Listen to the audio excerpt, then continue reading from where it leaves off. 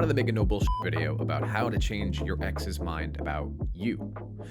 I don't like thinking of this in terms of manipulation. I don't like thinking of this in terms of control. I don't like thinking of this in terms of, doing active things right in front of them to get them to think differently about you, because a lot of the time people aren't going to use this in a way that is moral.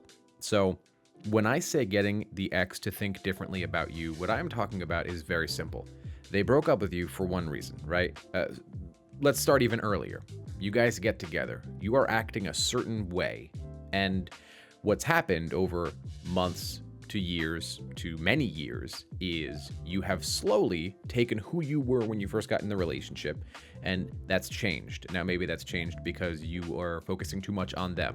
Maybe they have changed in their preferences, and things that were originally compatible with both of you have shifted.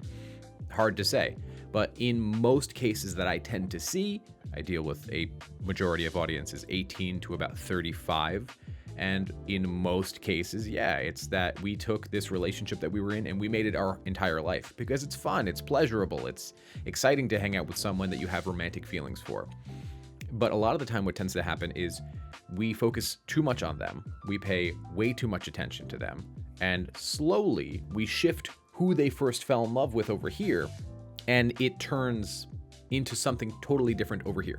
When I say changing how your ex thinks of you, changing how your ex views you, it is taking this person over here that we turned into and slowly walking back towards this person over here they first fell in love with.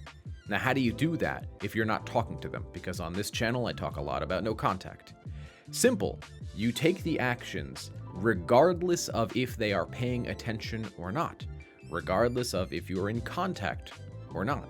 Why? Simple, because when you met up with them, when you first started dating them, you weren't worried about what they thought of you. Not really, like no more than a typical crush. You weren't gonna cancel hanging out with your homies. You weren't gonna stop doing things that you enjoy just to impress the crush. You were who you were, and they liked you for who you were.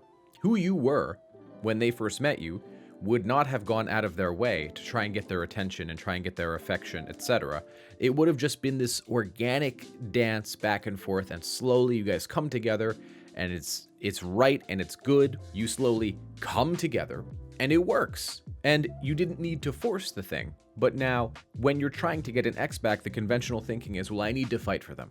I need to get six-pack abs. I need to do all of these things and post it on social media so that they see. I'm not against using social media from time to time if it's organic. Most of the time, it's not. What I'm trying to say is that you are focusing on yourself organically. You are returning to the person they first met, and you are an improved version of the person they first met. So that way they're able to say to themselves, wow, look at that. That's the person I first fell in love with. That's crazy. Now you might be thinking, all right, I got one for you, Mr. Wise Guy. How will they know I'm working on myself?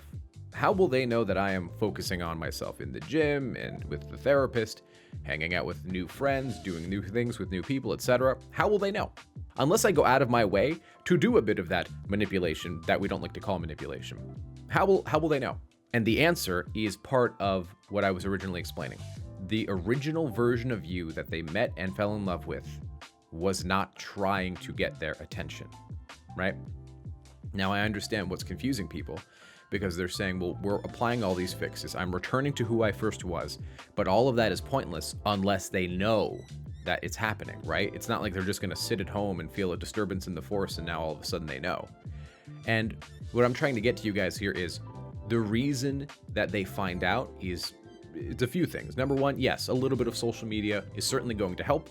I don't recommend people who are fresh out of a breakup use social media because the likelihood that they abuse it or use it in a way that's going to be unhelpful is very high. That's number one.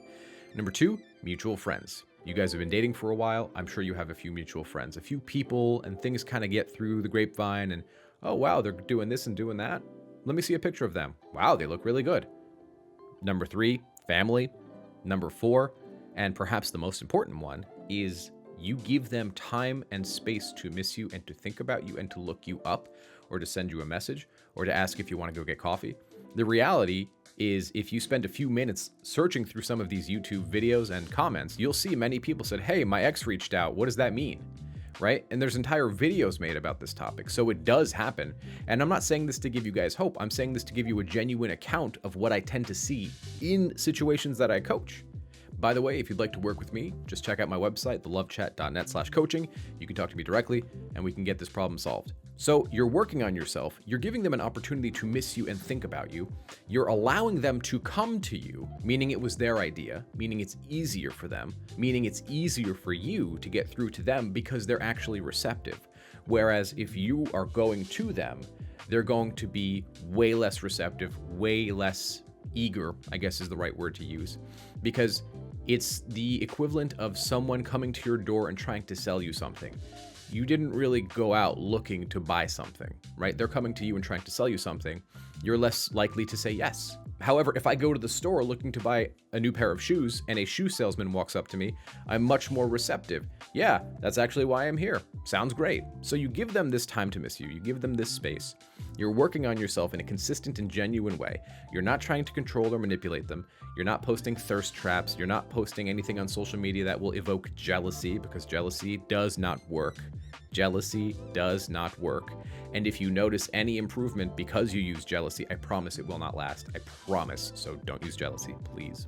And you're giving them an opportunity for them to come to you, and then you can pick up the ball from there. Like we talk about, strike when the iron is hot. And when the iron is hot, you can say, it would be great to catch up with you. It would be great to go grab some dinner. When are you free? Then you're able to show them, not tell them what you've been doing, but show them through action, not through putting on a fake mask and saying, I've been going to therapy in the gym. I can lift 13.5 pounds and I am much more mentally healthy. I have read the book Attached by Amir Levine, which is a great book that you should read. But the point is, you're working on yourself in a genuine and real way. And you're setting yourself in a both offensive and defensive position, right? Offensive being you're putting yourself in a situation where you are growing. In the event you never get this person back, well, now you can get someone better. And now you are more attractive. Now you believe in yourself. Now your confidence is higher. And those bleed into all other areas of your life in a positive way. And defensive, because you're letting them come to you. They're moving to your position. And you're saying, hey, how's it going? What do you need? Oh, well, I just wanted to reach out to see if you wanted to be friends. No, thanks. That doesn't work for me. I'd love to work things out with you romantically. Give me a call. You're putting yourself in the win-win-win. It is that simple. That's all you need to do. So, I'm a broken record with this, but I'm going to be for the rest of this channel's life. Number 1, hit the gym. Number 2, work with a mental health professional. Number 3, hang out with your friends. Put yourself in new social situations that you have no mastery over, because that's going to help expand your comfort zone. That is going to help your confidence and your competence. Number 4, pay attention to your money. Number 5, do a little traveling. Number 6, eat healthy. And these are in no particular order.